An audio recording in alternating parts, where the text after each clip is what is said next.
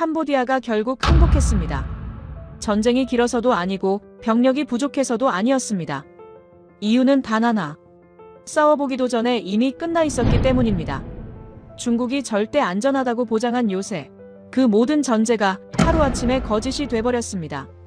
왜 중국이 보장한 안전거리가 순식간에 무의미해졌는지, 지금부터 캄보디아가 끝까지 인정하지 않으려 했던 그 현실을 하나도 숨기지 않고 공개합니다. 많은 분들이 이번 전쟁을 단순한 국경 분쟁으로 알고 계세요. 영토 싸움이려니, 예전에도 있었던 일이려니 생각하시죠. 하지만 실상은 훨씬 복잡합니다. 이 전쟁의 뿌리를 이해하려면 먼저 캄보디아라는 나라가 어떻게 돌아가는지 알아야 해요. 캄보디아에는 거대한 지하 경제가 있습니다. 통신 사기, 일명 스캠 조직이에요. 여러분도 뉴스에서 보셨을 겁니다. 보이스피싱, 로맨스 스캠, 투자 사기, 이런 범죄 조직들이 캄보디아에 거점을 두고 전 세계를 상대로 사기를 치고 있어요. 세계은행 추산에 따르면 2023년 기준 캄보디아 통신 사기 수익은 연간 100억 달러입니다. 이게 얼마나 큰 돈인지 아십니까? 캄보디아 국내 총생산의 27%에 해당해요. 국가 경제의 4분의 1 이상이 사기로 돌아가는 겁니다. 한 나라의 경제가 범죄 위에 서 있는 거예요. 믿기 어려우시겠지만 이건 공식 통계입니다. 제가 지어낸 게 아니에요. 이 범죄 조직들은 캄보디아 국경 지역에 거점을 두고 있었어요. 특히 태국과의 국경 근처에 카지노와 스캠센터가 우후죽순 들어섰습니다. 왜 하필 국경이냐고요? 위험하면 바로 넘어갈 수 있으니까요. 한쪽 나라 경찰이 오면 다른 쪽으로 도망치면 됩니다. 태국은 관광 국가입니다. 국내 총생산의 약 10%가 관광산업에서 나와요. 방콕, 푸켓, 치앙마이, 전 세계 관광객들이 찾는 곳이죠. 그런데 캄보디아 국경 지역의 카지노와 스캠 조직 때문에 심각한 문제가 생겼어요. 태국에서는 도박이 불법이거든요. 그러니까 도박하고 싶은 태국인들이 캄보디아로 넘어갔습니다. 국경만 넘으면 카지노가 있으니까요. 결국 태국 돈이 캄보디아로 흘러들어간 겁니다. 하지만 돈보다 더 심각한 문제가 있었어요. 사람이 사라지기 시작한 겁니다. 태국인들이 스캠 조직에 납치되는 사건이 연이어 터졌습니다. 수법은 대부분 비슷했어요. 고수익 일자리를 준다고 속여서 데려갑니다. 도착하면 여권을 빼앗기고 지하 건물에 갇혀요. 그리고 강제로 사기 전화를 돌리게 됩니다. 하루 12시간, 14시간씩. 실적이 안 나오면 맞습니다. 도망치려다 잡히면 더 심하게 맞아요. 죽는 사람도 있었습니다. 심지어 태국으로 여행 온 외국인 관광객까지 끌려가는 일이 벌어졌어요. 대만인, 중국인, 심지어 미국인까지. 제가 아는 케이스만 해도 수십 건입니다. 미국 국무부에서도 이 문제를 주시하고 있었어요. 이 뉴스가 국제적으로 퍼지면서 태국 관광산업에 직격탄이 됐습니다. 태국 가면 납치당한다는 인식이 생긴 거예요. 소셜미디어에 공포 이야기가 퍼졌고 관광객 수가 눈에 띄게 줄었습니다. 태국 경제의 핵심인 관광이 흔들리기 시작한 거죠. 태국 정부 입장에서는 국가적 위기였어요. 태국 정부는 더 이상 참을 수 없었습니다. 특히 한국이 대대적인 스캠 조직 검거 작전을 벌여서 큰 성과를 낸 게 자극이 됐어요. 한국 경찰이 캄보디아까지 들어가서 자국민을 구출하고 범죄 조직을 소탕하는 모습이 뉴스에 나왔거든요. 한국 피해자들을 데리고 나오는 장면, 범죄자들을 체포하는 장면이 생중계됐습니다. 태국 정부도 결심을 굳혔어요. 한국이 할 수 있는데 우리가 못할 이유가 없다. 더 이상 당하고만 있을 수 없다.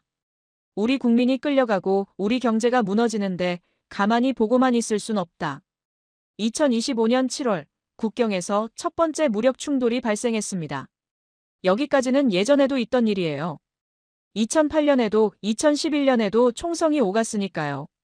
그때는 며칠 싸우다가 협상하고 끝났습니다. 국제사회가 중재하고 서로 한 발씩 물러서는 시기였죠. 그런데 이번에 캄보디아의 반응은 달랐어요. 오히려 본격적인 전쟁 준비를 시작했습니다. 350 고지. 이 이름을 기억해 두십시오. 이 언덕이 이번 전쟁의 핵심 무대가 됩니다. 350 고지는 태국과 캄보디아 국경에 위치한 해발 350m의 언덕이에요. 그냥 평범한 언덕이 아닙니다. 전략적 요충지예요.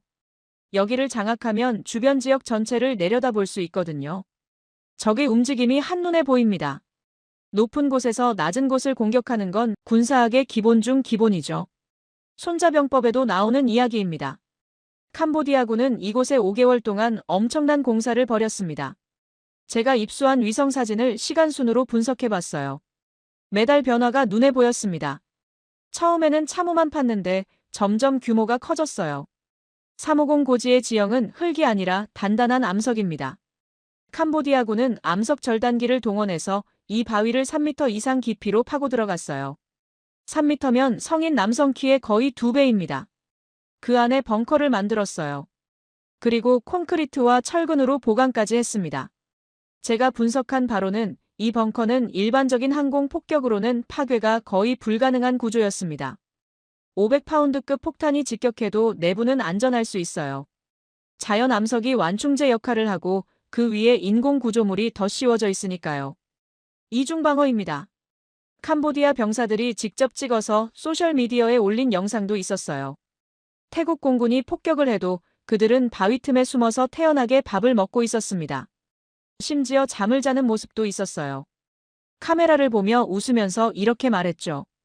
F-16이 폭탄 떨어뜨리는데 한 발에 수백만 원이래. 마음대로 쏟아부어봐. 우리한테는 소용없으니까. 여기 있으면 완전 안전해. 오래 버티면 너희가 먼저 지쳐. 완벽한 도발이었어요. 태국군의 사기를 꺾으려는 심리전이었습니다. 하지만 캄보디아의 자신감은 350 고지만이 아니었어요. 그들에게는 든든한 뒷배가 있었습니다. 바로 중국입니다. 제가 20년간 추적해온 데이터를 말씀드릴게요. 2018년부터 2023년까지 캄보디아가 도입한 군사장비의 90% 이상이 중국산입니다. 금액으로 따지면 약 1억 1,700만 달러 규모예요. 다연장 로켓 PLH-3, 자주포 SH-1, 방공 레이더 시스템까지 전부 중국제였습니다. 무기만 판 게 아니에요. 중국은 캄보디아군의 교육까지 시켰어요. 매년 용과앙코르라는 연합훈련을 실시했습니다. 캄보디아 장교들을 중국 군사학교에서 교육받게 했고 중국군 교관이 직접 캄보디아에 와서 무기 운용법과 전술을 가르쳤어요. 2025년 12월 전쟁이 본격화되기 직전 중국 군용 수송기가 캄보디아에 착륙했습니다. 제가 확인한 정보에 따르면 수송기에는 다연장 로켓용 포탄과 자주포 탄약이 대량으로 실려 있었어요. 수십 톤 규모였습니다. 중국이 직접 물자를 공수해준 거예요. 캄보디아 지도부는 확신에 차 있었습니다. 난공불락의 요새, 중국의 지원, 막강한 화력. 그들은 생각했어요. 태국 따위는 상대도 안 된다. 우리 뒤에는 세계 2위 군사대국이 있다. 중국이 우리를 버릴 리가 없다. 저도 솔직히 인정합니다. 이 상황만 보면 캄보디아가 유리해 보였어요. 지형도 그렇고 준비 상태도 그렇고요. 태국이 저 요새를 뚫으려면 엄청난 희생을 각오해야 할 것 같았습니다. 그런데 9일 만에 캄보디아가 무너졌어요. 어떻게 이런 일이 가능했을까요? 태국은 무슨 수를 썼을까요? 답은 의외의 곳에 있었습니다. 미국도 아니고 유럽도 아닌 바로 한국이었어요. 태국 공군은 강했습니다. F-16 전투기가 있었고 스웨덴제 그리펜도 보유하고 있었어요. 동남아시아에서는 싱가포르 다음으로 강한 공군력이라는 평가를 받았죠. 조종사 훈련 수준도 높았고 미국과 정기적으로 연합훈련도 했습니다. 그런데 문제가 있었어요. 350 고지를 어떻게 뚫을 것인가? 전쟁 초기 태국 공군 지휘부에서 격렬한 논의가 있었습니다. 어떤 무기로 350 고지를 공격할 것인가? 이게 핵심 의제였어요. 태국 공군이 F-16에 장착해서 쓸 수 있는 공대지 무기는 크게 세 종류였습니다. 미국산 제이담, AGM-65 매버릭, 그리고 한국산 KGB. 당연히 처음에는 익숙한 미국산 무기를 먼저 고려했어요. 수십 년간 써왔으니까요. 조종사들도 훈련받은 대로 움직이면 됩니다. 실수할 가능성이 적죠. 그런데 검토를 시작하자마자 문제가 터졌어요. 사거리입니다. 제이담의 최대 사거리는 28km예요. 매버릭도 비슷하게 28km 정도고요. 이게 무슨 의미인지 설명드릴게요. 태국 전투기가 폭탄을 투하하려면 목표물에서 28km 이내로 접근해야 한다는 뜻입니다. 그보다 멀면 폭탄이 목표물까지 도달하지 못해요. 이 거리가 왜 문제냐고요? 캄보디아도 방공 체계가 있었거든요. 중국이 제공한 시스템이에요. 캄보디아 방공 레이더의 탐지 거리가 최소 40km 이상이었습니다. 그리고 대공 미사일 사정거리도 30km 내외였어요. 이게 무슨 뜻인지 아시겠어요? 태국 전투기가 28km 거리까지 접근하면 이미 캄보디아 방공망 안에 들어가 있는 겁니다. 레이더에 잡히고 대공 미사일이 날아올 수 있어요. 조종사 입장에서는 목숨을 걸어야 하는 상황이 되는 거죠. 폭탄을 떨어뜨리기도 전에 격추당할 수 있습니다. 더 큰 문제가 있었어요. 350 고지의 위치입니다. 이 요새는 국경 바로 앞이 아니었어요. 캄보디아 영토 안쪽에 있었습니다. 국경에서 상당히 떨어진 곳이에요. 태국 전투기가 제이담이나 매버릭을 쓰려면 캄보디아 영공 깊숙이 침투해야 했습니다. 국경을 넘어서 적의 영토 위를 날아가서 목표물 근처까지 접근해야 하는 거예요. 그 과정에서 얼마나 많은 위협에 노출될까요? 태국 공군 내부 회의에서 이런 논의가 오갔습니다. 한 대령급 장교가 일어서서 말했어요. 우리가 가진 미사일로는 350 고지를 안전하게 타격할 수 없습니다. 28km 안으로 들어가야 하는데 그건 적 방공망 한가운데로 뛰어드는 겁니다. 레이더에 잡히는 순간 미사일이 날아올 거예요. 우리 조종사들에게 자살 임무를 맡기는 것과 다름없습니다. 회의실이 조용해졌다고 합니다. 아무도 쉽게 반박하지 못했어요. 사실이었으니까요. 그럼 지상군 투입은요? 그건 더 끔찍했어요. 350 고지는 요새화된 언덕입니다. 아래에서 위로 올라가야 해요. 캄보디아군은 위에서 쏟아붓고 태국군은 맨몸으로 올라가야 합니다. 경사가 급한 곳도 있고 암석지대라서 엄폐물도 마땅치 않아요. 거기다 지뢰밭에 철조망까지 깔려 있었습니다. 캄보디아군이 5개월 동안 착실하게 준비해둔 거예요. 350 고지를 정면 돌파하려면 최소 수백 명의 사상자가 예상됐습니다. 최악의 경우 1000명이 넘을 수도 있었어요. 태국 정부가 그 정도 희생을 감수할 수 있을까요? 국내 여론이 버텨줄까요? 2011년 충돌 때도 태국군이 고전했었어요. 그때는 캄보디아군의 준비가 이 정도로 철저하지 않았는데도요. 지금은 2011년보다 훨씬 단단해진 방어선입니다. 지휘부 입장에서는 암담했을 거예요. 태국 지휘부는 딜레마에 빠졌습니다. 공중 공격을 하자니 사거리가 부족하고 지상 공격을 하자니 희생이 너무 크다. 그렇다고 가만히 있을 수도 없었어요. 캄보디아는 계속 도발하고 있었고 태국 내 여론은 정부를 압박하고 있었으니까요.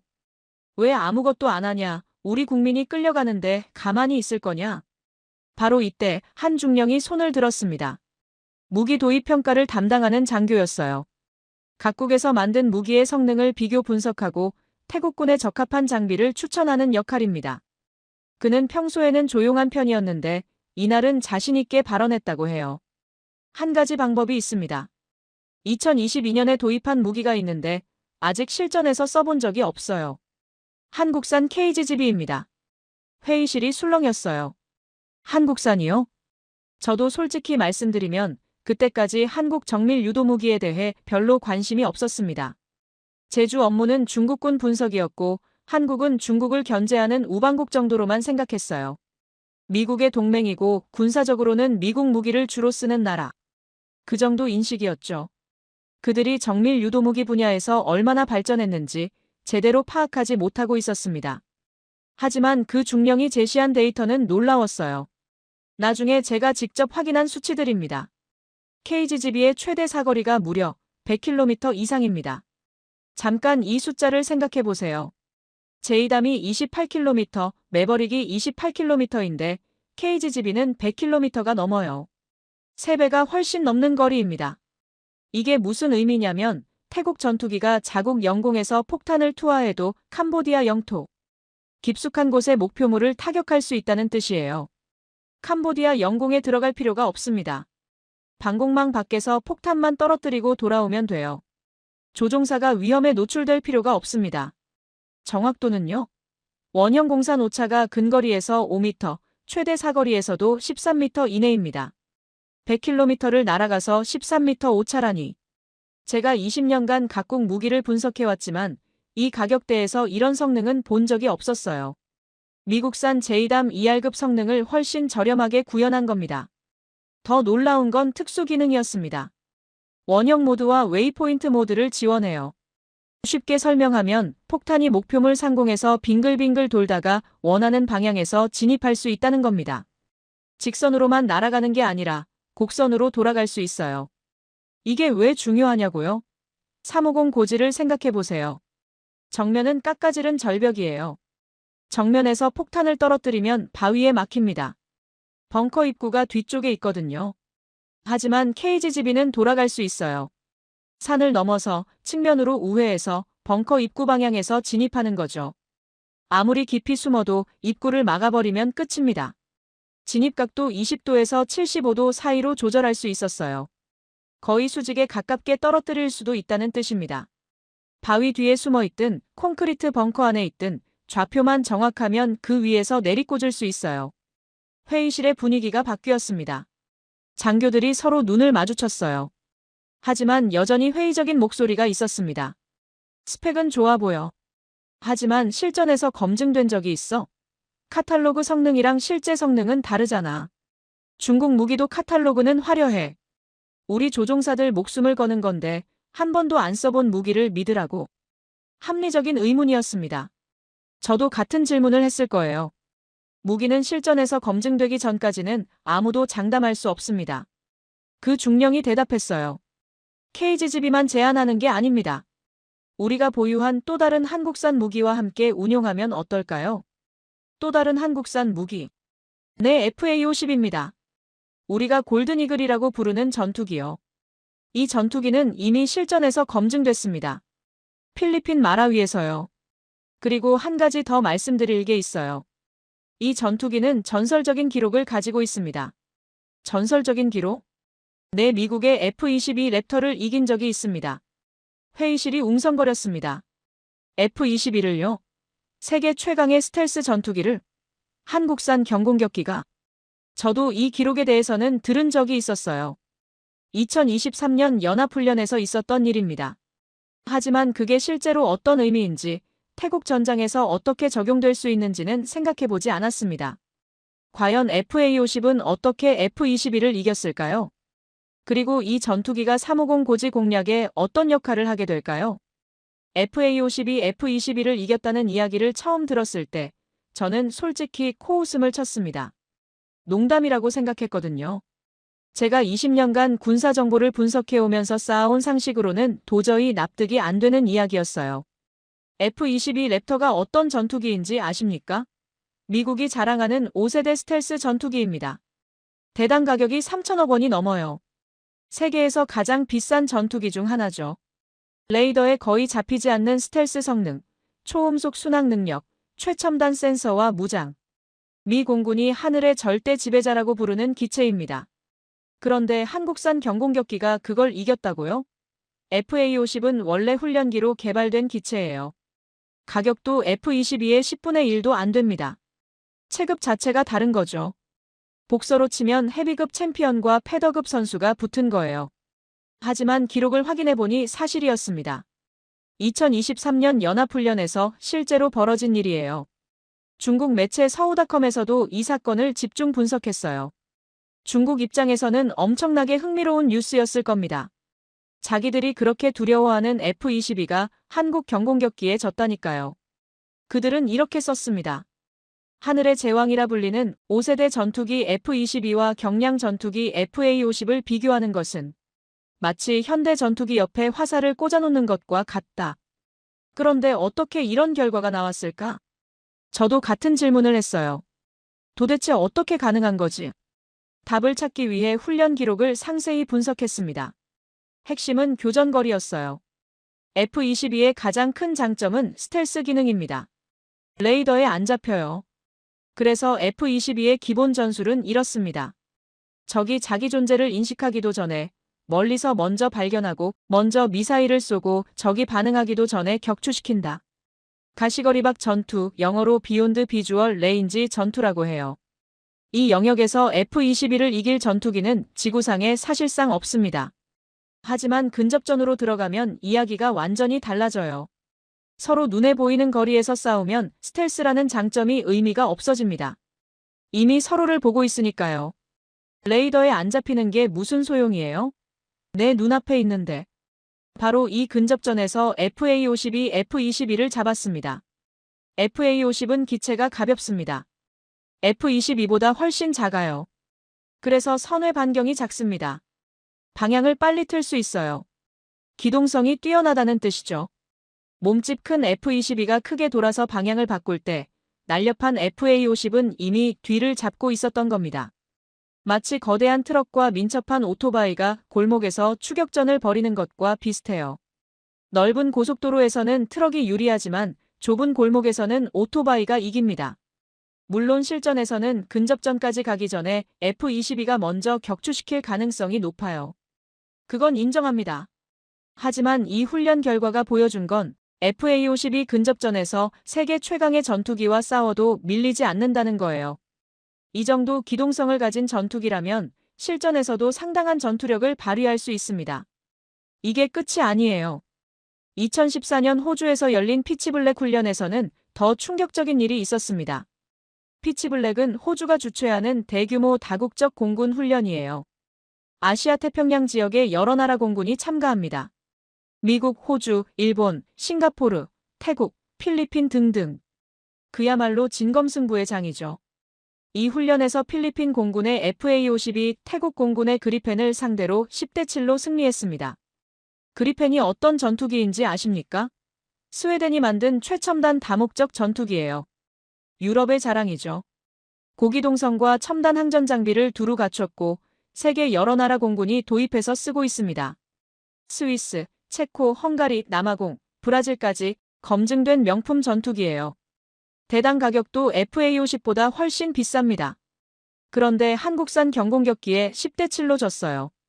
태국 공군 장교들도 이 기록을 알고 있었습니다.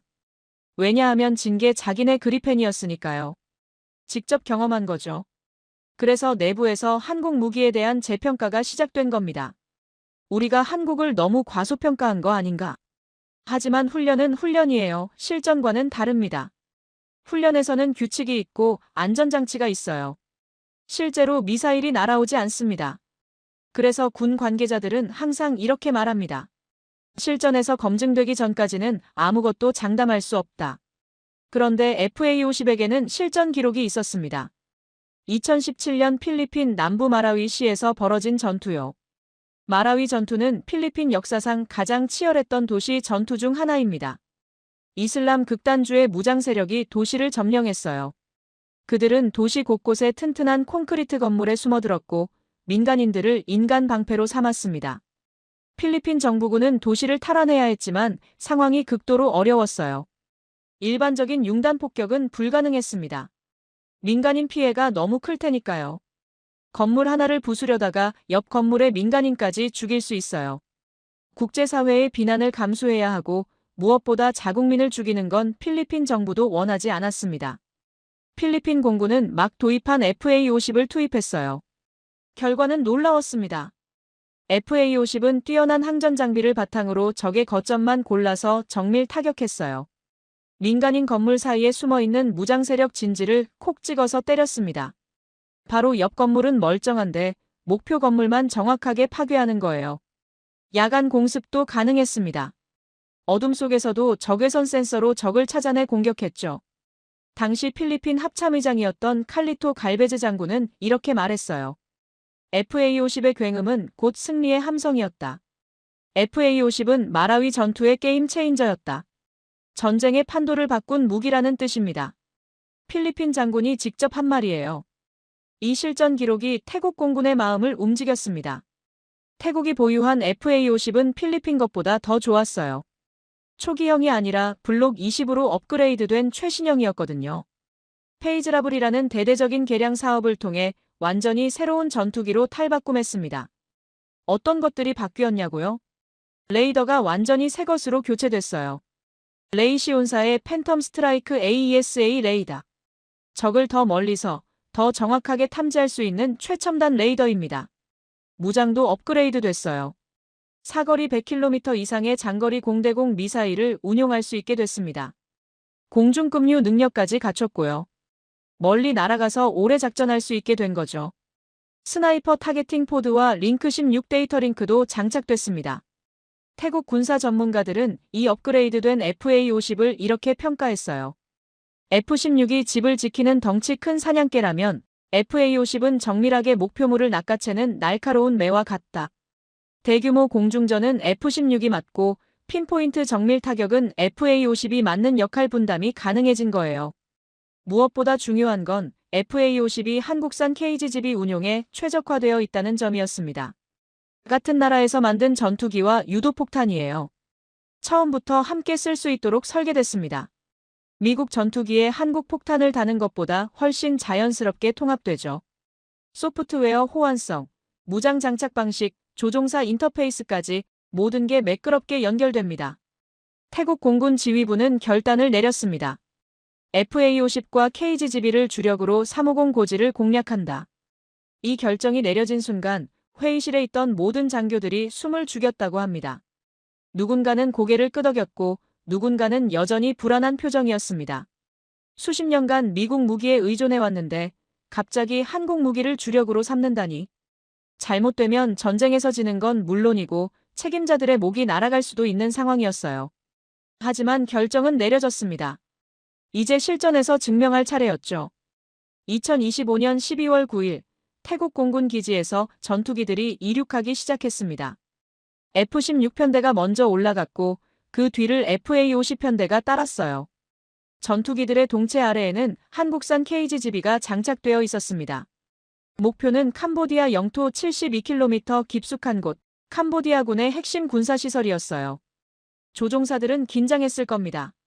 한 번도 실전에서 써보지 않은 무기를 들고 적진으로 향하는 거니까요. 카탈로그에 적힌 숫자가 진짜 맞을까? 100km를 날아가서 정말 목표물을 맞출까? 만약 빗나가면? 그날 무슨 일이 벌어졌는지 이제부터 말씀드리겠습니다. 2025년 12월 9일 오후 4시경 태국 공군 F-16 전투기가 캄보디아 국경을 향해 비행하고 있었습니다. 조종석에 앉은 파일럿은 베테랑이었지만 손바닥에 땀이 배어 있었을 거예요. 오늘 그가 투하할 무기는 태국 공군 역사상 처음으로 실전에서 사용되는 한국산 KGGB였으니까요. 목표물은 캄보디아 영토 깊숙이 위치한 군사시설이었습니다. 반테이민체이 주 프레아네트 지역. 국경에서 무려 72km나 떨어진 곳이에요. 캄보디아 입장에서는 완전한 후방입니다. 전선에서 한참 뒤쪽이죠. 당연히 안전하다고 생각했을 거예요. 그곳에는 캄보디아군의 핵심 화력 자산이 있었습니다. BM-21 다연장 로켓 진지와 대규모 탄약 저장소. 중국이 제공한 무기들이 가득 쌓여 있었어요. 이 시설이 파괴되면 캄보디아군의 화력이 크게 약해집니다. 조종사는 국경 근처까지 접근했습니다. 하지만 캄보디아 영공으로는 들어가지 않았어요. 그럴 필요가 없었거든요. KGGB의 사거리가 100km 이상이니까 72km 거리의 목표물은 충분히 사정거리 안에 있었습니다. 안전한 거리에서 폭탄을 투하할 수 있었어요. 조종사는 목표 좌표를 최종 확인했습니다. GPS 데이터가 정확히 입력되어 있었어요. 그리고 투하 버튼을 눌렀습니다. 두 발의 KGGB가 동체에서 분리됐습니다. 폭탄은 자유낙하하지 않았어요. 분리되자마자 접이식 날개가 펼쳐졌습니다. 글라이더처럼 활공을 시작한 거예요. GPS와 관성항법 장치가 실시간으로 위치를 계산하며 목표를 향해 날아갔습니다. 72km는 서울에서 수원까지 거리보다 더 멀어요. 워싱턴에서 볼티모어까지 거리와 비슷합니다. 그 거리를 폭탄이 스스로 날아가서 목표물을 찾아가는 거예요. 조종사는 이미 기체를 돌려서 기지로 향하고 있었습니다. 폭탄이 목표에 도달하는 건 그가 안전한 영공으로 돌아간 뒤의 일이었어요. 그리고 몇 분 후 캄보디아 프레아네트 지역에서 거대한 폭발이 일어났습니다. 제가 입수한 태국군 작전 보고서에 따르면 두 발의 KGGB는 캄보디아군의 BM-21 다연장 로켓 진지와 탄약 저장소를 정확히 타격했습니다. 단 한 발도 빗나가지 않았어요. 72km를 날아가서 오차 몇 미터 이내로 목표물에 명중한 겁니다. 현장에 있던 캄보디아 병사들은 아무것도 할 수 없었습니다. 갑자기 하늘에서 뭔가 날아오는 게 보였을 거예요. 하지만 반응할 시간이 없었습니다. 폭발과 함께 그들의 무기고가 불바다가 됐어요. 중국이 공수해준 포탄과 로켓탄이 연쇄 폭발하면서 화염이 하늘로 치솟았습니다. 2차 폭발, 3차 폭발이 이어졌어요. 탄약이 터지는 소리가 수십 분간 계속됐다고 합니다. 캄보디아군은 경악했습니다. 72km 떨어진 곳이 폭격당했어요. 태국 전투기가 영공에 들어오지도 않았는데 이게 어떻게 가능한 거지? 태국 현지 방송에서는 이 소식을 긴급 속보로 전했습니다. 앵커의 목소리에는 흥분이 묻어났어요. 여러분, F-16이 캄보디아 영토 72km 깊숙한 곳을 폭격했습니다. 프레아네트 지역의 적 군사시설이 파괴됐습니다. 이건 우리가 가진 제이담이나 매버릭으로는 불가능한 거리예요. 사용된 무기는 한국산 KGGB입니다. 한국 무기가 실전에서 그 성능을 증명했습니다. 방송에 출연한 군사 전문가는 이렇게 해설했어요. 72km 거리에서 정확히 목표를 맞추는 건 쉬운 일이 아닙니다. 바람, 기온, 습도 등 수많은 변수가 있어요. 그런데 KGGB는 이 모든 변수를 실시간으로 계산해서 자동 보정합니다. 오차가 13m 이내라는 게 사실로 증명된 겁니다. 이건 경이로운 수준이에요. 미국제 제이담 2R급 성능을 훨씬 저렴한 가격에 구현한 거예요. 한국의 기술력이 어디까지 왔는지 보여주는 사례입니다. 하지만 이건 시작에 불과했습니다. 같은 날 FA-50 편대도 출격했어요. 골든이글이라는 별명을 가진 그 전투기들이요. 그들의 목표는 더 까다로운 곳이었습니다. 350 고지 주변의 캄보디아군 진지, 바위 뒤에 숨어있는 적을 타격해야 했죠. 일반적인 폭탄으로는 불가능한 임무였어요. 폭탄이 똑바로 떨어지면 바위에 막혀버리니까요.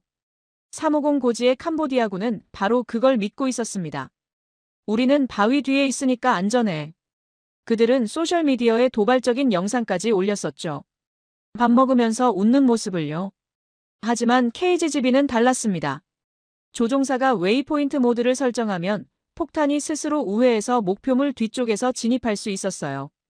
전투기는 안전한 거리에서 폭탄만 투하하면 됩니다. 나머지는 폭탄이 알아서 해요. 산을 넘고 돌아가서 벙커 입구 방향에서 들이받는 거죠. FA-50 편대가 목표 지점에 접근했습니다. 캄보디아 영공에는 들어가지 않았어요. 안전거리를 유지하면서 KGGB를 투하했습니다. 4대의 전투기에서 총 8발의 폭탄이 분리됐어요. 폭탄들은 접이식 날개를 펼치고 활공을 시작했습니다. 목표물을 향해 날아가면서 사전에 설정된 경로를 따라 방향을 틀었습니다. 350 고지 정면을 피해서 측면을 돌아 후면으로 진입하는 궤적이었죠. 캄보디아군 레이더가 뭔가 접근하는 걸 감지했습니다. 하지만 너무 늦었어요. 폭탄이 너무 작고 빨랐습니다. 대공포로 요격하기엔 각도도 시간도 부족했어요. 그들은 그냥 지켜볼 수밖에 없었습니다. 첫 번째 폭발이 일어났습니다. 350 고지 후면의 포병 진지였어요. KGGB가 진입각 70도로 거의 수직에 가깝게 떨어지면서 포대를 직격했습니다. 두 번째 폭발은 벙커 입구가 무너졌어요. 세 번째 폭발은 지휘소 건물이 불타올랐습니다. 바위 틈에 숨어서 밥 먹고 조롱하던 그 캄보디아 병사들은 더 이상 안전하지 않았습니다. 벙커 입구가 막히면 안에 갇히는 거예요. 탈출구가 없어지는 거죠. 공포가 밀려왔을 겁니다. 제가 입수한 정보에 따르면 이날 작전으로 350 고지 주변의 캄보디아군 진지 여러 곳이 파괴됐습니다. 포병 진지, 탄약 저장소, 통신 시설까지. 단 하루 만에 상당한 피해를 입힌 거예요. 태국 공군 대변인은 그날 밤 기자회견을 열었습니다. 오늘 우리 공군은 캄보디아 영토 깊숙한 곳에 위치한 적의 군사시설을 성공적으로 타격했습니다.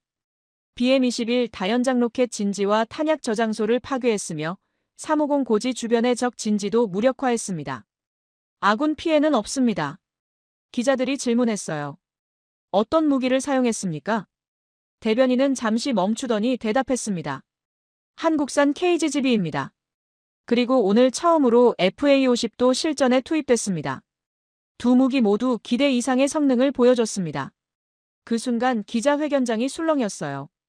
한국산 무기가 태국과 캄보디아 전쟁의 판도를 바꾸고 있다는 게 공식적으로 확인된 겁니다.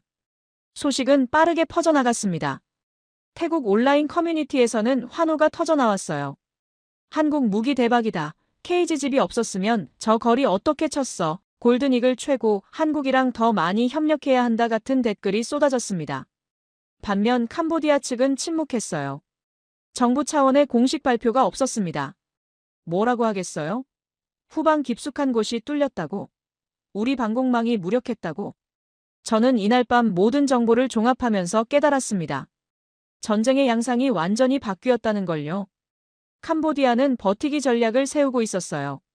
350 고지에 숨어서 태국이 지칠 때까지 버틴다. 태국이 희생을 감수하지 못하고 물러서기를 기다린다. 그게 그들의 계획이었습니다. 하지만 KGB가 그 계획을 완전히 무력화시켜버렸어요. 숨을 곳이 없어진 겁니다. 72km 떨어진 후방도 안전하지 않고 바위 뒤에 숨어도 폭탄이 돌아서 날아온다. 어디에 숨든 맞는 거예요. 12월 9일은 시작에 불과했습니다. 태국 공군의 폭격은 다음 날도 그 다음 날도 계속됐어요. 매일같이 KGB가 캄보디아 영토 곳곳에 떨어졌습니다. 그리고 캄보디아는 점점 무너지기 시작했습니다. 중국이 수년간 공들여 지원한 무기들이 어떻게 됐는지 다음에 말씀드리겠습니다. 솔직히 저도 분석하면서 놀랐어요. 중국 무기의 민낯이 이렇게까지 적나라하게 드러난 적은 처음이었거든요. 이제 캄보디아 쪽 상황을 말씀드릴 차례입니다. 지금까지 태국과 한국 무기 이야기를 했는데 반대편에서는 무슨 일이 벌어지고 있었을까요? 저는 20년간 중국군을 분석해온 사람입니다. 중국이 어떤 무기를 만들고 어디에 팔았는지, 그 무기의 실제 성능이 어떤지. 이 분야에서는 나름 전문가라고 자부해요. 그런 제가 이번 전쟁을 보면서 솔직히 충격을 받았습니다. 12월 9일 첫 번째 폭격 이후 캄보디아군 지휘부는 혼란에 빠졌습니다. 제가 입수한 정보에 따르면 프레아네트 지역의 탄약고가 불타는 영상이 캄보디아군 내부 통신망에 퍼졌어요.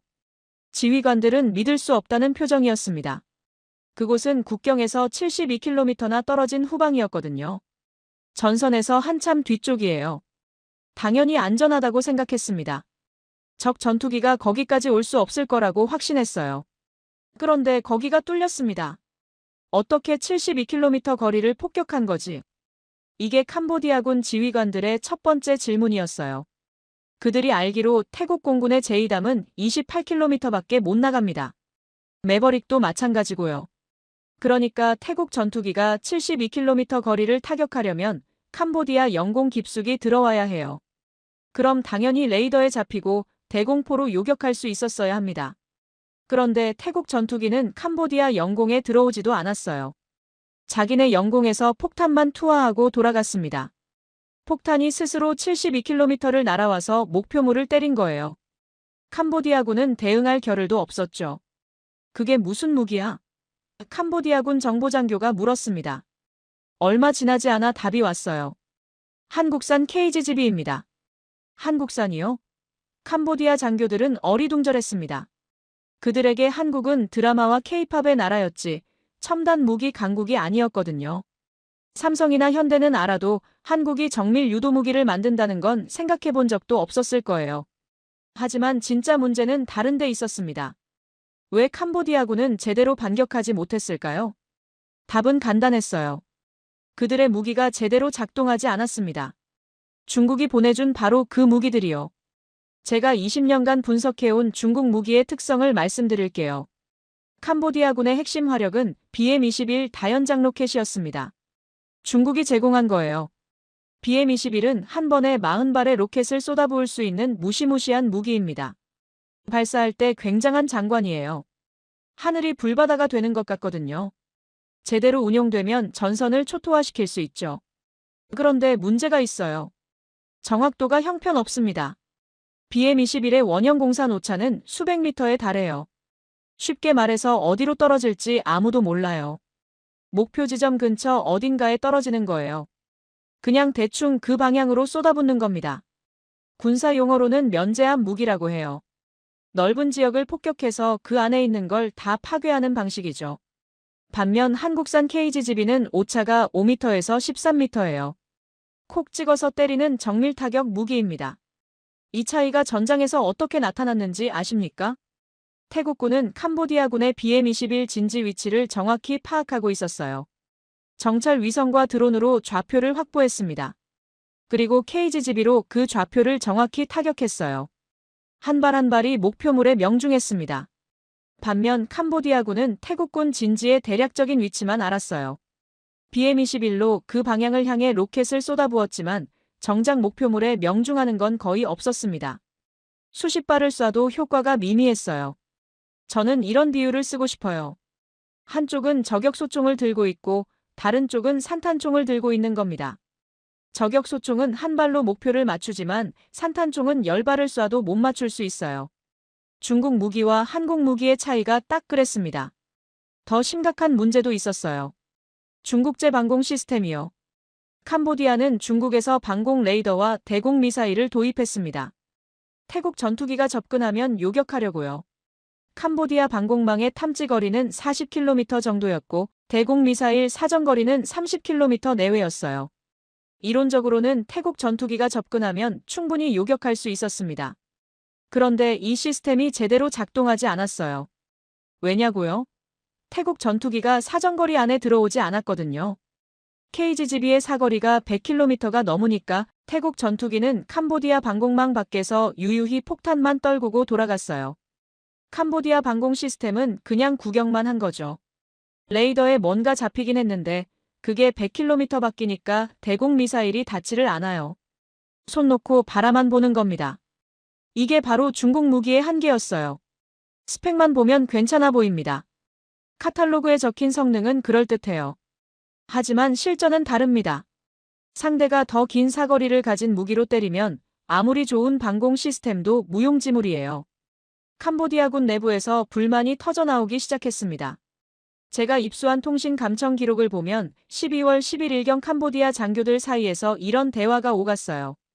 중국이 우리한테 뭘 판 거야? 이게 최신 무기라고?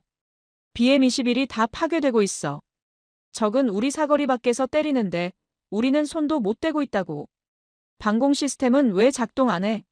수억 달러를 썼는데 왜 적 전투기 하나 못 잡아? 이 대화를 보면서 저는 씁쓸했어요. 중국 무기의 고질적인 문제가 그대로 드러난 겁니다.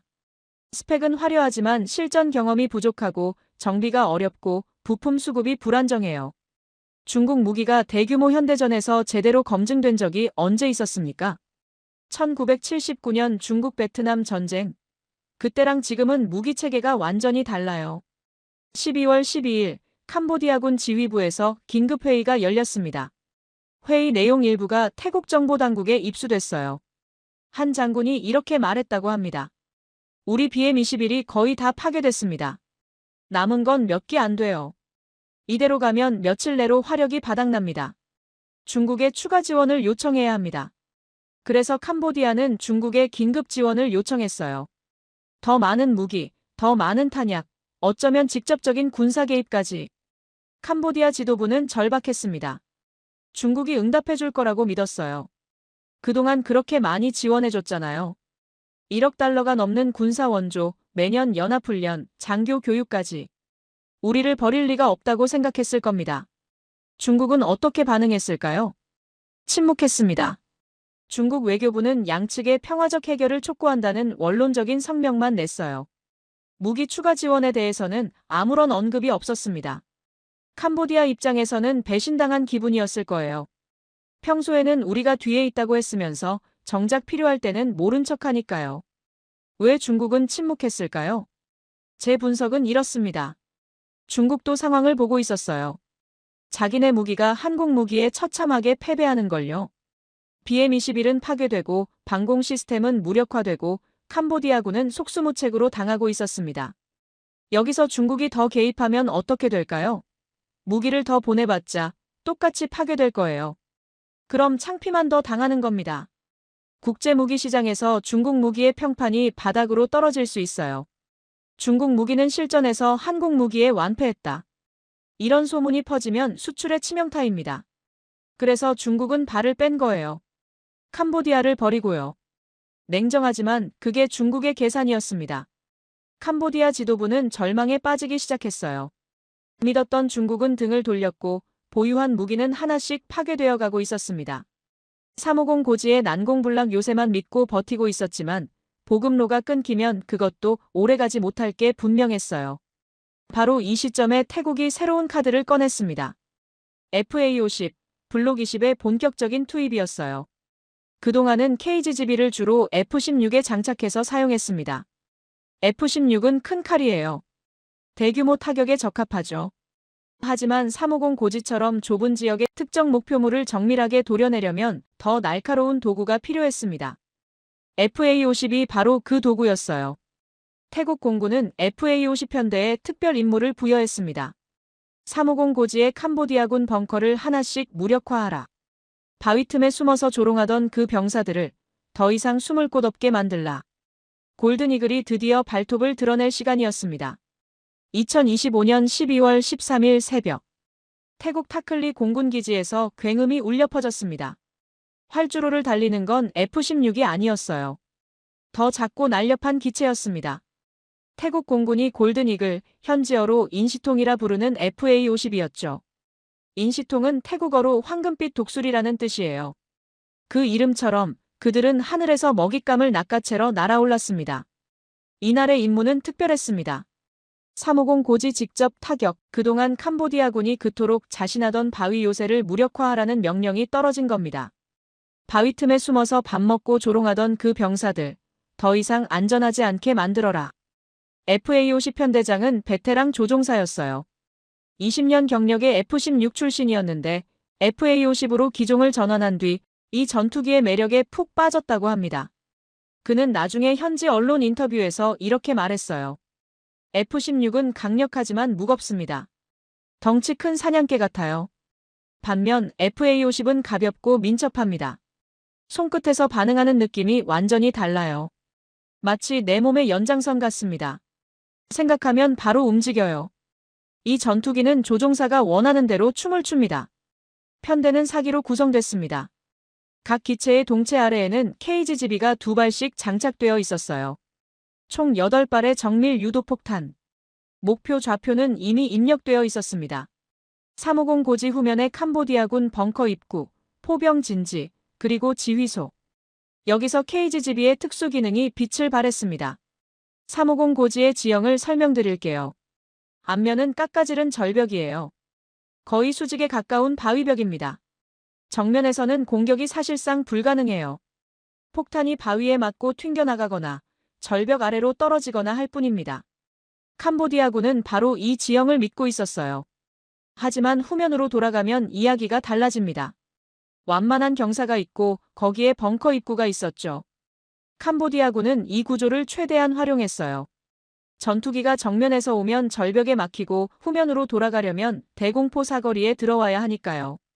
완벽한 방어 구조라고 자부했습니다. 그런데 KGGB는 그 계산을 완전히 무너뜨렸어요. 웨이포인트 모드를 설정하면 폭탄이 스스로 우회해서 목표물 뒤쪽에서 진입할 수 있었거든요. 전투기는 안전한 거리에서 폭탄만 투하하면 됩니다. 위험한 공역에 들어갈 필요가 없어요. 나머지는 폭탄이 알아서 해요. 산을 넘고 측면을 돌아 벙커 입구 방향에서 들이받는 거죠. FA-50 편대가 목표 지점에 접근했습니다.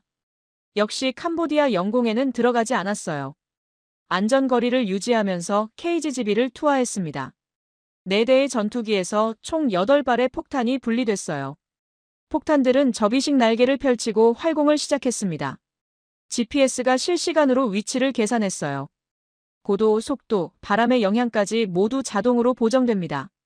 목표물을 향해 날아가면서 사전에 설정된 경로를 따라 방향을 틀었습니다. 350 고지 정면을 피해서 산을 넘어 측면을 돌아 후면으로 진입하는 궤적이었죠. 캄보디아군 레이더가 뭔가 접근하는 걸 감지했습니다. 하지만 너무 늦었어요. 폭탄은 레이더에 잘 잡히지 않습니다. 크기가 작고 금속 반사 면적이 적어요. 게다가 빨랐습니다. 대공포로 요격하기엔 각도도 시간도 부족했어요. 캄보디아 병사들은 그냥 지켜볼 수밖에 없었습니다. 뭔가 날아오는 걸 봤을 때는 이미 늦은 거예요. 첫 번째 폭발이 일어났습니다. 350 고지 후면의 포병 진지였어요. KGGB가 진입각 70도로 거의 수직에 가깝게 떨어지면서 포대를 직격했습니다. 자주포 한 문이 산산조각 났어요. 주변의 포탄들이 연쇄 폭발하면서 화염이 솟구쳤습니다. 두 번째, 세 번째 폭발 연이어 터졌어요. 벙커 입구가 무너졌습니다. 바위와 콘크리트 파편이 입구를 막아버렸어요. 안에 있던 캄보디아 병사들은 갇힌 거나 다름없었습니다. 탈출구가 사라진 거죠. 지휘소 건물이 불타올랐습니다. 통신 장비가 파괴되면서 350 고지의 캄보디아군은 상부와 연락이 끊겼어요. 고립된 겁니다. 바위 틈에 숨어서 밥 먹고 조롱하던 그 캄보디아 병사들은 더 이상 안전하지 않았습니다. 그들이 그토록 믿었던 바위 요새가 무너지고 있었어요. 숨을 곳이 사라지고 있었습니다. 태국 현지 방송 아마린 TV에서는 이날의 작전을 긴급 속보로 전했어요. 군사 전문 기자 와사나가 직접 취재한 내용이었습니다. 오늘 우리 공군의 FA-50이 실전에 처음 투입됐습니다. 캄보디아 국경에서 첫 번째 전투 출격이었는데 결과는 놀라웠어요. 정확도가 완벽했습니다.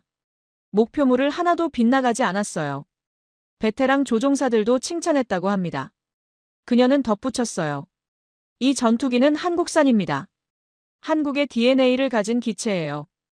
우리는 이 전투기를 인시통, 황금빛 독수리라고 부릅니다. 오늘 그 이름값을 톡톡히 했어요.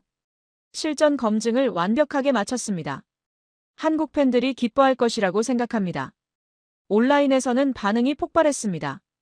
태국 소셜미디어에 FA-50 대박이다. 골든이글 최고, 한국 무기가 드디어 진가를 보여줬다. 인시통 만세 같은 댓글이 쏟아졌어요. 태국 네티즌들 사이에서 한국 무기의 위상이 수직 상승하는 순간이었습니다. 하지만 진짜 의미 있는 변화는 전장에서 일어났습니다. 350 고지의 캄보디아군이 동요하기 시작한 거예요. 그동안 그들은 자신만만했습니다. 바위 벙커에 숨어 있으면 안전하다고 믿었죠. 태국 F-16이 아무리 폭격해도 끄떡없다고 생각했어요. 실제로 초반에는 그랬습니다. F-16이 폭탄을 떨어뜨려도 벙커 안에서는 별 피해가 없었거든요. 그래서 조롱 영상까지 올린 거예요. 하지만 FA-50과 KGGB의 조합은 완전히 달랐습니다. 정면이 아니라 측면과 후면에서 공격이 들어왔어요. 벙커 입구가 막히면 안에 있는 사람들은 갇히는 거예요. 산소도 문제가 되고 탈출도 못해요. 숨을 곳이 없어진 겁니다. 캄보디아 병사들 사이에서 소문이 퍼지기 시작했어요. 태국이 새로운 무기를 가져왔대. 뒤에서 날아오는 폭탄이래. 산 뒤로 돌아서 온다는데? 숨어도 소용없대. 어디 숨든 찾아서 때린대. 한국산이라는데 무섭다더라. 공포가 전선에 스며들었습니다. 심리적으로 무너지기 시작한 거예요. 12월 14일, 15일, 16일. FA-50의 출격은 계속됐습니다. 매일 새로운 목표물이 파괴됐어요. 350 고지 주변의 캄보디아군 진지가 하나씩 불타올랐습니다. 보급로가 끊겼고 증원군이 도착하지 못했어요. 탄약과 식량이 바닥나기 시작했습니다. 태국 공군은 이 심리전 효과도 계산하고 있었어요. FA-50의 별명이 뭐였죠? 골든이글. 황금빛 독수리. 하늘에서 내려오는 황금빛 독수리가 먹잇감을 낚아채는 이미지. 캄보디아 병사들은 하늘만 쳐다봐도 불안해지기 시작했습니다. 전투기 엔진 소리만 들려도 공포에 질렸어요. 태국 군사 전문가들은 F-16과 FA-50의 역할 분담을 이렇게 설명했어요. F-16이 공중 장악과 대규모 억제를 맡는다면 FA-50은 정밀 타격과 현장 지원을 맡습니다. F-16이 큰 칼이라면 FA-50은 날카로운 메스예요. 큰 칼로 적의 기세를 꺾고 메스로 급소를 도려내는 겁니다. 완벽한 분업 시스템이에요. 무엇보다 중요한 건 이 두 무기 체계가 모두 한국산과 찰떡궁합이었다는 겁니다. F-16에도 KGGB를 장착했고 FA-50에도 KGGB를 장착했어요. 한국의 유도폭탄이 태국 공군의 핵심 화력이 된 거죠. 같은 폭탄을 쓰니까 보급도 간편하고 조종사 훈련도 효율적이에요. 제가 이 시점에서 깨달은 게 있어요. 한국이 단순히 좋은 무기 하나를 수출한 게 아니라는 걸요. 전투기, 유도폭탄, 그리고 이 둘을 통합하는 시스템까지 완전한 패키지를 제공한 겁니다. 마치 애플이 아이폰만 파는 게 아니라 앱스토어까지 같이 파는 것처럼요. 하드웨어와 소프트웨어가 완벽하게 조화를 이루는 생태계를 만들어낸 거예요. 12월 17일, 결정적인 순간이 왔습니다. 태국 공군 F-16이 캄보디아 영토 가장 깊숙한 곳까지 폭격을 감행한 거예요. 국경에서 다시 72km 지점. 이번에는 프레아네트가 아닌 또 다른 핵심 시설이었습니다. 캄보디아군의 마지막 대규모 탄약고.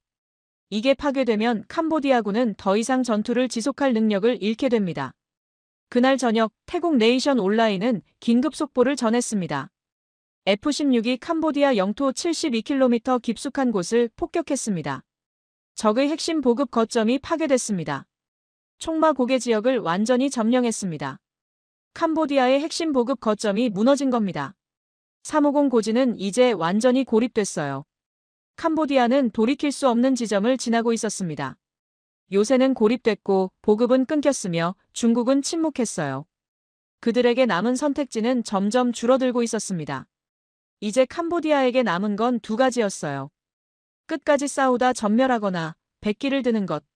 과연 그들은 어떤 선택을 했을까요? 12월 17일부터 상황은 걷잡을 수 없이 악화됐습니다. 캄보디아 입장에서요. 태국 공군의 폭격이 더욱 거세졌어요. 하루에 수십 회 출격이 이어졌습니다. F-16, 그리펜, FA-52 번갈아가며 캄보디아 영토를 타격했죠. 쉴 틈을 주지 않았어요. 낮에도 밤에도 폭격이 계속됐습니다. 그리고 그 폭격의 중심에는 항상 한국산 KGGB가 있었습니다. 저는 태국 주재정보원으로부터 당시 작전 상황을 상세히 전달받았어요. 그가 보내온 보고서를 읽으면서 솔직히 전율을 느꼈습니다. 이건 단순한 국경 분쟁이 아니었어요. 한쪽이 완전히 무너지는 현대전의 전형적인 모습이었습니다. 제가 걸프전을 분석할 때 봤던 장면들이 떠올랐어요. 1991년 이라크군이 미군의 정밀 폭격에 속수무책으로 당하던 그 모습과 너무 비슷했습니다. 후방이 먼저 붕괴되고 보급이 끊기고 전선의 병사들이 고립되고 결국 저항 의지가 꺾이는 그 패턴이 그대로 재현되고 있었어요. 캄보디아군의 상황은 절망적이었습니다. BM-21 다연장 로켓은 대부분 파괴됐어요. 중국이 공수해준 탄약도 바닥났고요. 350 고지의 병사들은 고립된 채 버티고 있었지만 더 이상 지원이 오지 않았습니다. 보급로가 완전히 끊겼거든요. 먹을 것도 쏠 총알도 치료할 의약품도 부족해지기 시작했어요. 부상자들은 제대로 된 치료를 받지 못한 채 신음했습니다. 태국 공군은 철저하게 캄보디아의 병참선을 노렸어요. 군사학에서는 이걸 종심 타격이라고 합니다. 전선이 아니라 후방을 치는 거죠. 적의 보급로, 탄약고, 연료 저장소, 지휘 통신 시설을 파괴해서 전선의 병사들이 싸울 수 없게 만드는 전략이에요. 아무리 용감한 병사라도 총알 없이는 싸울 수 없거든요. 밥을 먹지 못하면 체력이 떨어지고 의약품이 없으면 부상자가 죽어나가요. KGGB의 100km 사거리가 이 전략을 가능하게 했습니다. 태국 전투기는 자국 영공에서 안전하게 폭탄을 투하하면서도 캄보디아 후방 깊숙한 곳까지 타격할 수 있었어요. 캄보디아군은 속수무책이었습니다. 방어할 수가 없었거든요.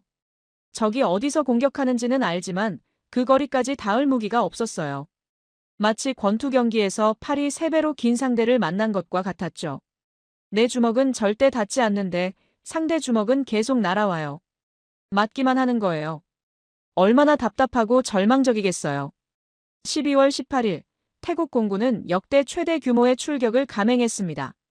F-16 편대가 먼저 나가서 캄보디아 방공망을 압박했어요. 사실 이 시점에서 캄보디아 방공망은 이미 거의 무력화된 상태였습니다. 레이더 기지 몇 곳이 앞선 폭격으로 파괴됐거든요. 하지만 태국 공군은 신중했어요.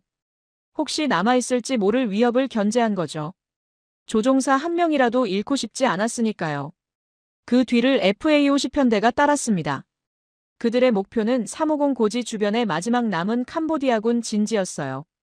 바위 틈에 숨어있는 벙커들, 위장막으로 가린 포병 진지들, 그리고 지하에 숨겨진 탄약고까지. 정찰 위성과 드론이 포착한 모든 좌표가 입력되어 있었습니다.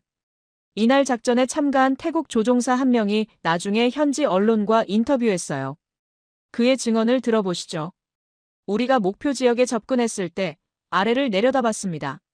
곳곳에서 연기가 피어오르고 있었어요. 이미 여러 차례 폭격을 받은 흔적이었죠. 검게 그을린 땅, 부서진 차량 잔해, 불타버린 건물들이 보였습니다. 마치 지옥 같았어요. 그런데 아직 남아있는 진지가 있었습니다. 정찰팀이 새로 포착한 좌표였어요. KGGB를 투하하고 선회했는데 몇 분 뒤 거대한 폭발이 일어났습니다. 탄약고였던 것 같아요. 2차 폭발이 연쇄적으로 터졌습니다. 하늘까지 불기둥이 솟았어요. 그 광경은 평생 잊지 못할 겁니다. 그날 밤 350 고지 일대는 말 그대로 불바다였습니다. 태국 정찰 드론이 촬영한 영상에는 여러 곳에서 화염이 솟구치는 모습이 담겨 있었어요. 캄보디아군이 5개월 동안 공들여 만든 요새가 불타고 있었습니다. 3m 깊이로 판 바위 벙커도 콘크리트로 보강한 지휘소도 전부 연기와 함께 사라져가고 있었어요. 그들이 그토록 자신했던 난공불락의 요새가 무너지는 순간이었습니다. 캄보디아 병사들은 공포에 질렸습니다. 바위 벙커에 숨어도 소용없었어요. KGB가 우회해서 나라와 입구를 틀어막았거든요. 하늘에서는 골든이글이 맴돌고 땅에서는 탈출구가 막히고 그들에게 남은 선택지는 많지 않았습니다. 싸우다 죽거나 항복하거나 도망치거나. 그런데 도망칠 곳도 없었어요. 보급로가 끊겼으니까요. 사방이 막힌 거예요. 제가 입수한 통신 감청 기록에 따르면 이 시점에서 캄보디아군 내부의 통신 내용은 처참했습니다. 12월 18일 밤 350 고지의 한 캄보디아 장교가 상부에 보고하는 내용이 감청됐어요. 더 이상 버틸 수 없습니다. 탄약이 바닥났고 부상자를 후송할 수도 없습니다. 의무병이 할 수 있는 게 없어요. 약도 없고 붕대도 없습니다. 부상자들이 죽어가고 있습니다. 증원군은 오지도 않고 병사들의 사기가 바닥입니다. 병사들의 사기가 바닥입니다. 도대체 어떻게 해야 합니까? 상부의 대답은 기록에 없었어요. 아마 대답할 수 없었을 겁니다. 그들도 방법이 없었으니까요. 뭐라고 하겠어요? 버텨라. 어떻게요? 총알도 없이? 12월 19일 결정적인 소식이 전해졌습니다. 태국 뉴스 채널들이 일제히 속보를 전했어요. FA-50이 캄보디아 국경에서 처음으로 실전 검증을 완료했습니다. 태국 공군 역사상 처음 있는 일입니다. 폭탄을 정확히 투하했고 F-16 그리펜과 원활히 협력했습니다. 우리 공군의 전술 시스템이 완벽하게 작동했습니다. 이게 무슨 의미인지 아십니까? 태국 공군이 공식적으로 FA-50의 실전 성공을 인정한 겁니다. 한국산 경공격기가 동남아시아 전장에서 그 가치를 증명한 역사적인 순간이었어요. 훈련에서 잘하는 건 누구나 해요. 하지만 실전에서 증명하는 건 완전히 다른 문제입니다. FA-50은 그 시험을 통과한 거예요.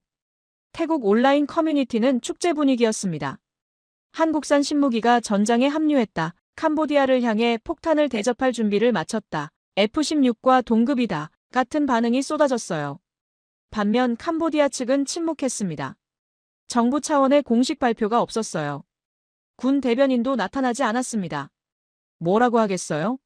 자국 군대가 처참하게 패배하고 있다는 걸 어떻게 국민들에게 설명하겠어요? 우리가 믿었던 중국 무기가 다 소용없었다고. 5개월 동안 지은 요새가 9일 만에 무너졌다고. 중국도 여전히 침묵했습니다. 저는 중국의 이 침묵이 의미하는 바를 곰곰이 생각해봤어요. 20년간 중국을 분석해온 제 경험으로 볼 때 중국은 체면을 매우 중시하는 나라입니다. 자기네 무기가 실전에서 패배하는 모습을 세계가 보고 있는데 뭐라고 하겠어요? 개입하면 더 창피해질 게 뻔하고 안 하면 동맹을 벌이는 꼴이고 결국 침묵을 선택한 거예요. 12월 19일 저녁 태국 타이란 뉴스는 전황을 총정리하는 특집을 방송했어요. 앵커가 이렇게 말했습니다.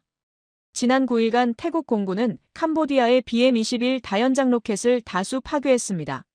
정확한 숫자는 공개되지 않았지만 상당한 수가 무력화됐습니다. 현재 태국군은 전략적 요충지인 총마 고개와 500고지, 677고지를 완전히 점령했습니다. 캄보디아 영토 72km 깊숙한 곳까지 폭격이 이뤄졌습니다. 우리의 승리가 눈앞에 있습니다. 9일 만에 전쟁의 판도가 완전히 뒤집힌 겁니다. 5개월 동안 준비한 캄보디아의 요새가 무너졌고 중국이 지원한 무기들이 잿더미가 됐어요. 1억 달러가 넘는 군사 원조가 연기와 함께 하늘로 사라졌습니다. BM-21, 자주포, 방공 시스템 전부 파괴되거나 무력화됐어요. 그리고 이 모든 걸 가능하게 한 건 한국산 무기였습니다. KGB와 FA-50 이 두 무기가 전쟁의 판도를 바꿨어요. 캄보디아 지도부는 마지막 결단의 순간에 직면했습니다. 계속 싸울 것인가 아니면 협상 테이블로 나올 것인가. 350 고지에는 아직 병사들이 남아있었지만 그들을 지원할 방법이 없었어요. 탄약도 없고 식량도 없고 의약품도 없었습니다. 시간이 지날수록 희생자만 늘어날 게 뻔했어요. 더 버티면 뭐가 달라지겠어요? 중국이 갑자기 달려올 것도 아니고요. 중국은 이미 등을 돌렸습니다. 캄보디아는 혼자였어요. 12월 20일 새벽 외교 채널을 통해 신호가 왔습니다. 캄보디아가 휴전을 제안한 거예요. 9일간의 전쟁이 끝을 향해 가고 있었습니다. 결국 캄보디아는 백기를 든 거예요. 그토록 자신만만했던 그들이 난공불락이라 믿었던 요새가 무너지고 든든한 뒷배라 생각했던 중국이 침묵하자 더 이상 버틸 수 없었습니다. 이 전쟁의 끝은 어떤 모습이었을까요? 그리고 이 전쟁이 세계 군사 지형에 미친 영향은 무엇이었을까요? 12월 20일 새벽 4시경, 저는 워싱턴 자택에서 긴급 연락을 받았습니다. 방콕의 정보원이었어요. 그가 보내온 메시지는 짧았습니다. 캄보디아가 휴전을 요청했다. 사실상 항복이다. 밤새 들어오는 정보를 정리하기 시작했어요. 9일간의 전쟁이 끝나가고 있었습니다. 캄보디아 외교부는 제3국을 통해 태국의 메시지를 전달했어요. 공식적으로는 평화적 해결을 위한 대화를 요청한다는 내용이었습니다. 외교적 언어로 포장했지만 실질적으로는 항복이나 다름없었어요. 더 이상 싸울 능력이 없었으니까요. 군사적으로 완전히 무너진 상태에서 협상을 요청한 거예요. 그건 패배를 인정한다는 뜻이었습니다. 저는 잠시 멈추고 생각했어요. 고작 9일 만에 한 나라의 군대가 무너졌다. 생각해 보십시오. 캄보디아는 뭘 믿고 이 전쟁을 시작했을까요? 350 고지의 난공불락 요새, 바위를 3m나 파서 만든 벙커, 콘크리트로 보강한 지휘소, 5개월간의 철저한 준비, 중국의 지원, 1억 달러가 넘는 군사 원조, BM-21 다연장 로켓, 자주포, 방공 시스템. 그들은 자신했어요. 태국 따위는 상대도 안 된다. 우리 뒤에는 세계 2위 군사대국이 있다. 그런데 9일 만에 무너졌습니다. BM-21 다연장 로켓은 대부분 파괴됐어요. 남은 건 손에 꼽을 정도였습니다. 방공 시스템은 처음부터 무력했어요. 100km밖에 위협에 대응할 능력이 없었거든요. 보급로는 끊겼고 350 고지는 고립됐습니다. 중국은 뒤에서 지켜보기만 했어요. 무기를 더 보내주지도 않았고 외교적으로 나서지도 않았습니다. 그냥 침묵했어요. 캄보디아 지도부가 할 수 있는 건 백기를 드는 것뿐이었습니다. 이 전쟁의 결과를 숫자로 정리해 볼까요? 태국 공군 대변인이 발표한 내용에 따르면 9일간의 작전으로 캄보디아의 BM-21 다연장 로켓 다수가 파괴됐습니다. 정확한 숫자는 공개되지 않았지만 상당한 수라는 표현을 썼어요. 제 분석으로는 절반 이상이 무력화됐을 겁니다. 태국 육군은 캄보디아군 사상자가 500명 이상이라고 발표했습니다. 그것도 지상전에서만요. 공군의 폭격으로 인한 피해는 집계조차 안 됐어요. 아마 그보다 훨씬 많았을 겁니다. 폭격으로 파괴된 진지, 탄약고, 폭발에 휘말린 병사들, 보급 끊긴 상태에서 죽어간 부상자들까지 합치면요. 반면 태국 측 피해는 상대적으로 적었습니다. 가장 중요한 건 전투기 손실이 없었다는 거예요. 조종사 한 명도 잃지 않았습니다. KGGB의 100km 사거리 덕분에 조종사들이 위험에 노출되지 않았거든요. 안전한 거리에서 폭탄만 투하하고 돌아왔어요. 적 영공에 들어갈 필요가 없었습니다. 전투기 한 대 가격이 수천억 원이에요. 조종사 한 명 양성하는데 수십억 원이 들고 10년 이상 걸립니다. 태국은 그 귀중한 자산을 하나도 잃지 않았어요. 이건 엄청난 거예요. 저는 이 전쟁을 분석하면서 몇 가지 중요한 교훈을 얻었습니다. 첫째, 중국 무기의 한계가 명확히 드러났습니다. 캄보디아는 군사 장비의 90%를 중국에서 도입했어요. 중국은 1억 달러가 넘는 군사 원조를 했고 매년 연합훈련까지 실시했습니다. 캄보디아군 장교들은 중국에서 교육받았고 중국군 교관이 직접 무기 운용법을 가르쳤어요. 완벽한 지원 체계처럼 보였죠. 하지만 실전에서는 무력했습니다. BM-21은 정확도가 떨어져서 목표물을 제대로 맞추지 못했어요. 방공 시스템은 100km밖에 위협에 대응하지 못했습니다.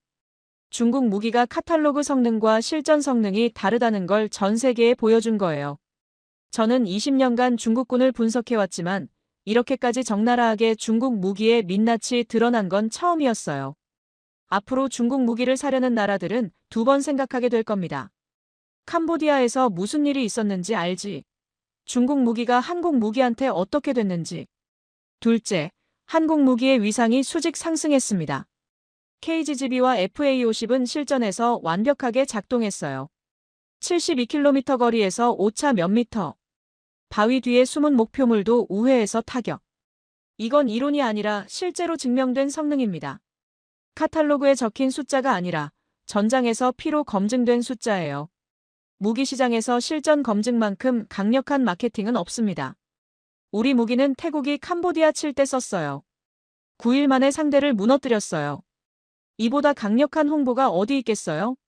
셋째, 한국은 단순히 무기 하나를 판 게 아닙니다. 전투기와 유도폭탄, 그리고 이 둘을 통합하는 시스템까지 패키지로 제공했어요. FA-50에 KGGB를 장착하면 하나의 완결된 타격 체계가 됩니다. 같은 나라에서 만들었으니까 호환성이 완벽해요. 소프트웨어도 하드웨어도 훈련 체계도 매끄럽게 연결됩니다. 마치 애플이 아이폰만 파는 게 아니라 앱스토어와 아이클라우드까지 같이 파는 것처럼요. 생태계를 수출하는 거예요. 이런 접근법이 앞으로 방산 수출의 표준이 될 겁니다. 이 전쟁의 여파는 동남아시아 전역에 퍼져나갔어요. 필리핀이 가장 먼저 반응했습니다. 그들은 이미 FA-50을 운용하고 있었고 블록 20을 추가로 12대 주문한 상태였어요. 2014년에 도입한 초기형도 블록 20으로 업그레이드하기 위해 예산을 책정했습니다. 이번 전쟁의 결과를 보면서 자신들의 선택이 옳았다는 확신을 얻었죠. 필리핀 공군은 FA-50 도입 10주년 기념식에서 이렇게 발표했어요. 우리의 FA-50은 마라위 전투에서 이미 검증됐습니다. 그리고 이제 태국과 캄보디아 전쟁에서 다시 한번 그 가치가 증명됐습니다. 2026년에는 KF-21 보라매를 인수할 계획입니다. 한국은 우리의 핵심 방산 파트너입니다. 인도네시아, 말레이시아도 한국 무기에 관심을 보이기 시작했어요. 그들도 자국 공군 현대화를 추진 중인데 한국산 장비가 유력한 후보로 떠올랐습니다. 미국산은 비싸고 정치적 조건이 까다로워요. 인권 문제 등으로 제재 위협도 있고요. 중국산은 이번에 실망스러운 성적표를 받았습니다. 러시아산, 우크라이나 전쟁 이후로 러시아 무기 신뢰도도 바닥이에요. 부품 수급도 불안정하고요. 속어법으로 봐도 한국이 남습니다. 일본 반응도 흥미로웠어요. 한 일본 군사 유튜브 채널에서는 이 전쟁을 상세히 분석했습니다. 일본 네티즌들의 댓글이 인상적이었어요. 실전을 경험한 무기는 신뢰도가 높아지네요. 100km 밖에서 공격하면서도 오차가 불과 몇 미터라니 경이로운 수준이다. 한국 무기는 성능도 꽤 강력하고 서비스도 충실한데 가격까지 저렴하니까 아시아 굴지의 무기 수출 대국이 된 게 당연하다. 경쟁국인 일본조차 인정할 수밖에 없었던 거예요. 저는 25년간 미국 국방정보국에서 아시아 안보를 담당하면서 수많은 전쟁과 분쟁을 분석했습니다. 걸프전도 봤고 이라크전도 봤고 아프가니스탄도 봤어요. 최근에는 우크라이나 전쟁을 면밀히 추적하고 있습니다. 하지만 이번처럼 한 나라의 방산 역량이 극명하게 증명된 사례는 처음이에요. 한국 무기와 중국 무기가 같은 전장에서 맞붙었습니다. 그 결과는 너무나 명확했어요. 한쪽은 승리했고 한쪽은 무너졌습니다. 한국은 더 이상 드라마와 케이팝의 나라만이 아닙니다. 세계 최고 수준의 정밀 유도무기를 만드는 방산 강국이에요. 이번 전쟁이 그걸 증명했습니다. 제가 워싱턴에서 동료들에게 이 이야기를 하면 다들 놀라워해요. 한국이? 그 한국이? 네, 그 한국이요. 삼성과 현대의 그 한국. 이제는 KGGB와 FA-50의 한국이 된 거예요. K9 자주포와 K2 전차의 한국이요. 마지막으로 제가 드리고 싶은 말씀이 있어요. 이건 단순히 무기 이야기가 아닙니다. 한 나라의 기술력, 그리고 그 기술력을 뒷받침하는 인적 자원과 시스템에 대한 이야기예요. 한국이 KGGB를 개발하기까지 얼마나 많은 엔지니어들이 밤을 새웠을까요? FA-50을 만들기 위해 얼마나 많은 시행착오를 겪었을까요? GPS 유도 시스템을 설계하고 활공 날개의 공기역학을 계산하고 수백 번의 시험 발사를 하고 그 모든 노력의 결과가 이번 전쟁에서 빛을 발한 겁니다. 72km를 날아가 오차 5m로 목표물을 맞추는 그 폭탄 속에 수많은 한국인들의 땀과 노력이 담겨 있어요. 그리고 그 노력이 실전에서 증명됐습니다. 저는 앞으로도 한국 방산의 행보를 주시할 겁니다. KF-21 보라매가 실전 배치되면 또 한 번 세계를 놀라게 할 거예요. K9 자주포는 이미 폴란드에서 불티나게 팔리고 있고 K2 전차도 수출 계약이 이어지고 있습니다. 레드백 장갑차, 천무 다연장 로켓, 현무 미사일까지 한국 방산의 포트폴리오는 계속 확대되고 있어요. 20년간 중국을 분석해온 제가 이제는 한국을 주시하게 됐습니다. 그 이유를 여러분도 이제 아시겠죠? 9일간의 전쟁, 불바다가 된 캄보디아 그리고 결국 항복. 이 모든 것의 중심에 한국이 있었습니다. 한국의 기술력이, 한국의 무기가, 한국의 저력이 동남아시아의 전장에서 빛을 발했어요. 솔직히 감탄하지 않을 수 없습니다. 한 세대 만에 이 정도 수준에 도달한 나라가 세계에 몇이나 되겠습니까? 한국은 해냈습니다. 그리고 앞으로도 계속 해낼 거예요. 이상, 태국과 캄보디아 9.1 전쟁의 분석이었습니다. 오늘 이야기를 끝까지 보셨다면 한 가지는 분명해졌습니다. 대한민국이 자랑스럽다면 댓글에 대한민국 기술력 남겨주세요. 댓글이 많아질수록 이 이야기는 다음 편으로 더 깊게 이어집니다.